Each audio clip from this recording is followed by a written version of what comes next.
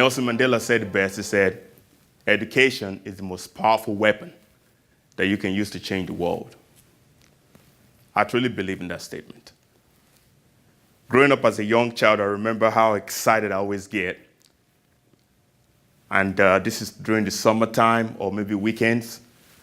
And it's not because the school was out, but it was really because I couldn't just wait to just see the sun rise and get out of bed and go to the back of our house back then and take something on the floor like a little stick and start scribbling on the wall. I'll look back and these are these trees that swerve back and forth that I'll be looking at, and those trees in my imagination would be my students. And I'll be talking to these trees. Did you get that? Did you get that? Did you get that?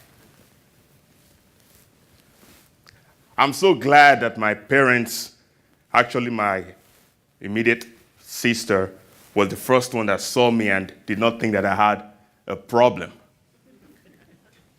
Because this was just me living out my passion and my dream to see myself do this someday. These are my favorite teachers that I will be reenacting what they've taught me all throughout the summer or all throughout the school, especially in math. I'm thankful again that my parents saw this and they were like, this is not a problem, but this is a passion and a dream that this young boy has. I'm so glad it happened in Nigeria, because if it had happened anywhere else, maybe they would have diagnosed me with a disease or called it triosis or something like that. Let's fast forward some years, decades after, and this is me standing in front of a classroom right here in Tulsa, Oklahoma. And these precious students come in one at a time with these sad looks on their faces. And Mr. D is standing there so excited watching these precious students come into class sitting down. And this time around, I'm not writing on the wall of my house, but on the whiteboard. And I'm not talking to trees anymore, but I'm talking to these precious, awesome students day after day.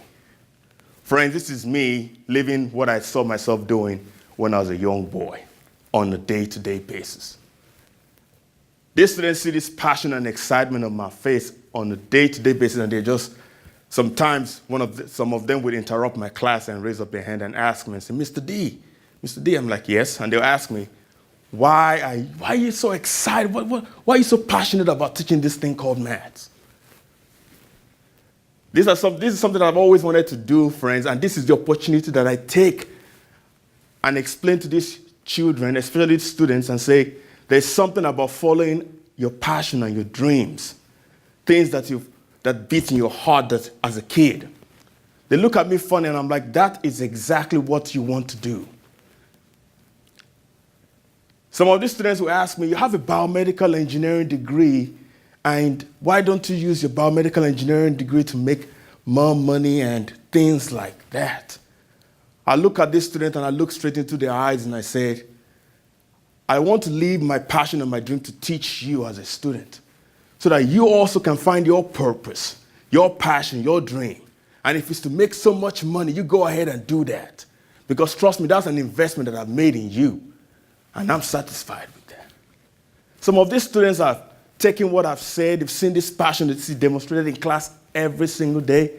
And trust me, I tell them, fifth hour is not a coffee. The wisest man ever lived said it best. He said, you train up your children in the way that they should go. When they get old, that they will not depart from it. That's an absolutely true statement. Because you all are seeing an example of one right now. As much as we probably did not have the means, but to come to America to get an education and to stand in front of these students on a day-to-day basis, letting them understand that this is exactly what I saw myself doing when I was a little 6, 7-year-old boy. But it was trees I was teaching them, but now it's you all. That is priceless. All you educators, I hope you all know that this is something that we're all responsible for. To train, empower, build up, guide our children. Because they also need to find their dreams and their passions that we as educators can be a tool to help open that door for them right there in class. Because they are a future generation. Thank you.